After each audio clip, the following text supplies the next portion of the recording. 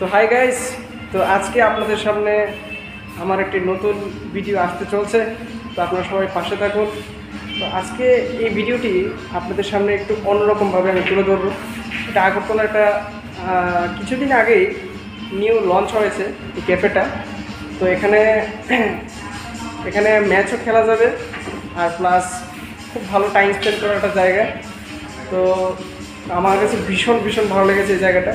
তো আপনাদের কাছে আমি তুলে ধরবো এই ভিডিওটিতে। আপনারা সবাই পাশে থাকুন। Agartala smash cafe.